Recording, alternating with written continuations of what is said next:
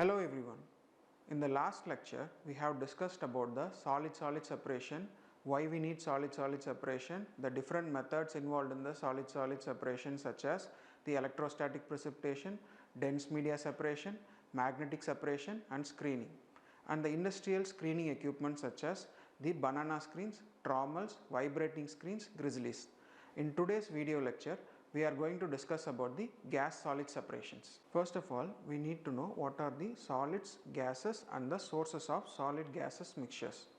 The solids are the particulate mixtures having the 0.5 to 5 micrometer diameter.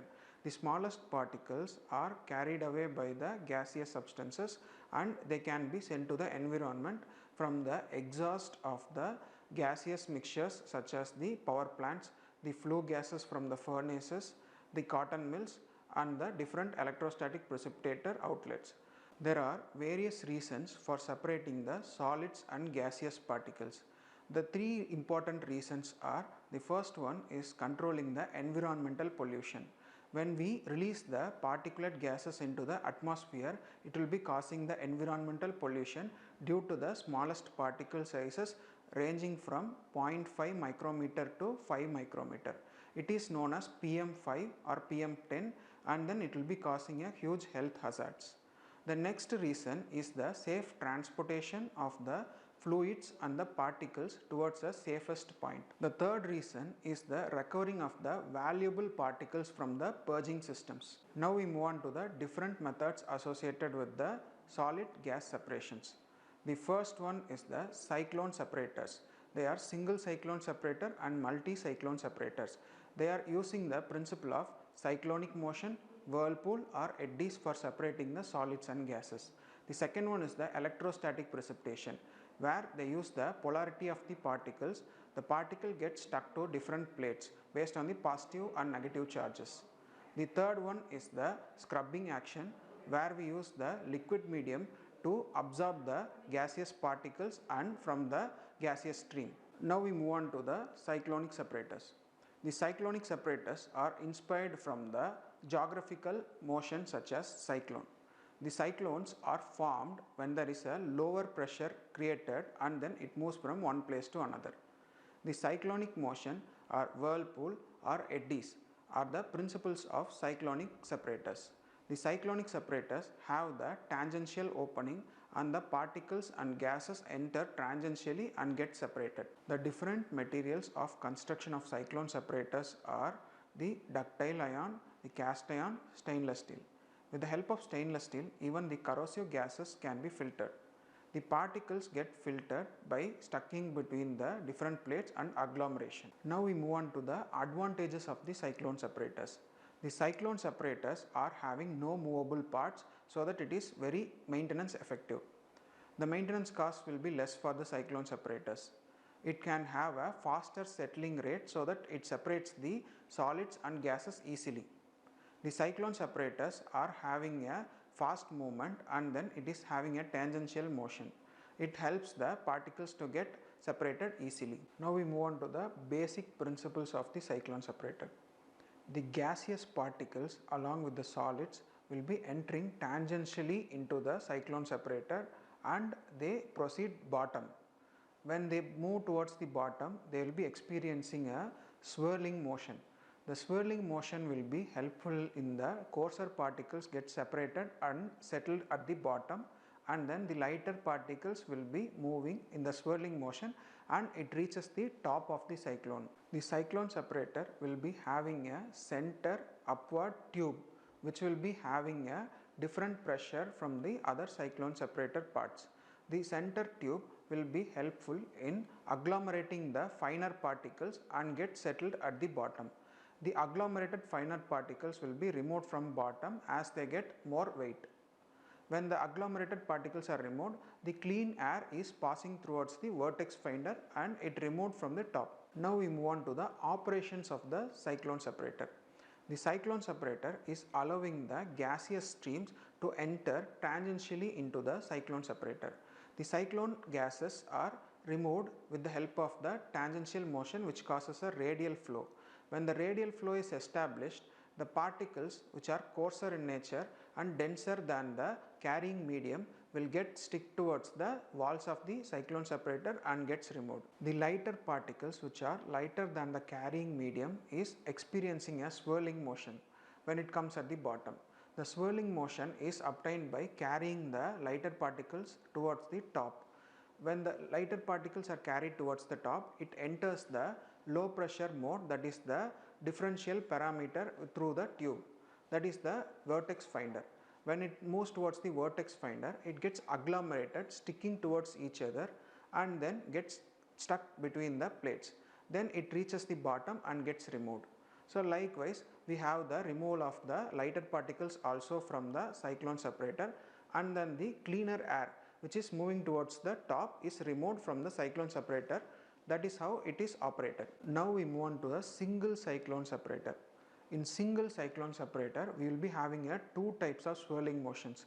The first one will be having a higher diameter and the second one will be having a lower diameter. When the particles are entering from the tangential motion towards the cyclone separator, in single cyclone separator, the coarser particles will be experiencing a larger diameter swirling motion, where the coarser particles will be stuck towards the plates of the cyclone separator and get separated. The lighter particles, which will be experiencing a swirling motion with the lesser diameter, which will be taken towards the vertex finder through the carrier medium. When it reaches the vertex finder, it is separated, it is agglomerated and then separated. So that is how the single cyclone separator is working. Now we move on to the multi-cyclone separators. The multi-cyclone separators are nothing but single cyclone separators arranged in an array. There is a single input and single output of the cyclone separators. The multi-cyclone separators are having the single cyclone separators with longest height and shortest diameter. The longest height is useful for having the higher residence time, and shortest diameter is useful for having a strongest swirling motion. Now we move on to the application of the cyclone separators. The cyclone separators are applied whenever there is a dust particles. The dust particles are arising from the exhaust of the cotton gins, grain elevators, tractors, grain mixers, and then the agricultural equipments. The next application is in the biomedical instrumentation process, that is the separation of the starch and proteins from the mixture. Whenever they get agglomerated, cyclone separators are used for separating the starch and proteins. The third application is the cleaning of flue gases from the power plants and other furnaces. Now we move on to the next method of gas solid separation, that is the electrostatic precipitation or quartal precipitation. The electrostatic precipitator is a higher efficient device which collects the dust particles or smoke particles from the entering airstream. The entering airstream is having the smoke and dust particles which are having an electrostatic force. So the electrostatic force asks the materials to get collected from the collecting plates and then it gets removed. The electrostatic precipitator is having a discharging plate and collecting plate. Whenever the airstream enters the discharging plate, it makes the particles to get negative charged.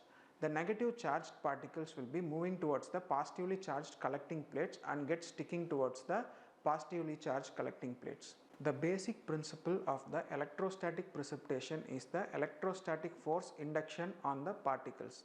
The particles which are entering the gaseous stream through the electrostatic precipitators are made to pass through the different plates.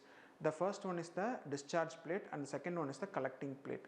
When it enters the discharge plate, high potential difference is induced, that is of 100 kilovolt.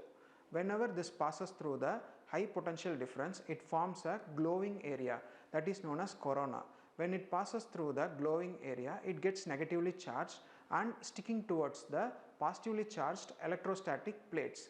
The collecting plates are shaken and then the particles are removed from the electrostatic precipitator. In this slide, I have shown the schematic representation of the electrostatic precipitator or quartal precipitator. The electrostatic precipitator is having three stages of working. The first one is the air stream is entering towards the electrostatic precipitator and then it gets passed through the discharged plate. The discharged plate is having a coronation and then the particles are moving towards the collecting plates and get stuck. Whenever the positive charge of the collecting plates is removed, the particles will be flowing towards the collecting chamber and gets removed. Now we move on to the single stage and two stage electrostatic precipitators. In single stage electrostatic precipitator, the discharging and collection happens in the same stage. In two stage electrostatic precipitator, the discharging happens in the first chamber and the collection happens in the second chamber. In industries, mostly the single stage electrostatic precipitators are used. The multi-stage precipitators are used for lightly loaded gases and the single stage electrostatic precipitators are used for heavily loaded gases. Now we move on to the efficiency of electrostatic precipitators. Since they are higher efficient devices, the efficiency near to 100%. The industries are having the efficiency ranging between 98% to 99%.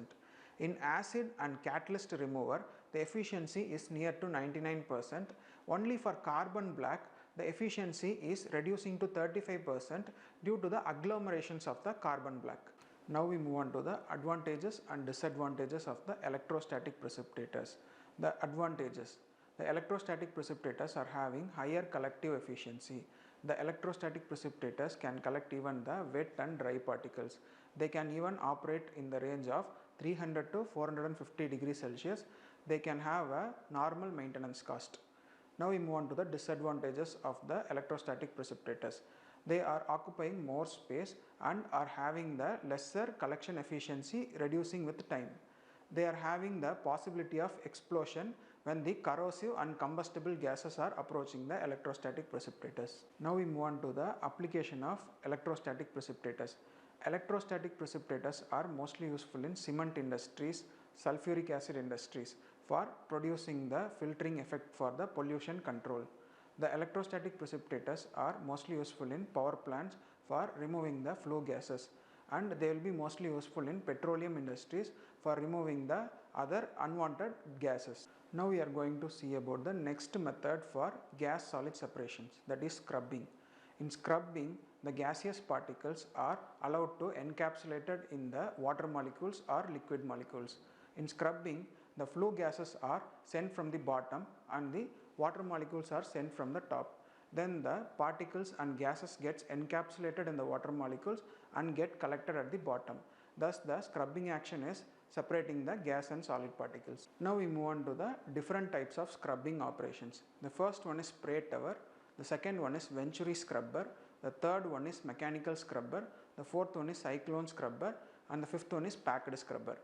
Out of which the packed scrubber and the venturi scrubber are having more retention time, and in the spray towers the flue gases are coming from the bottom and this water is sprayed from the top, where the particulate matter and the pollutant gases are removed.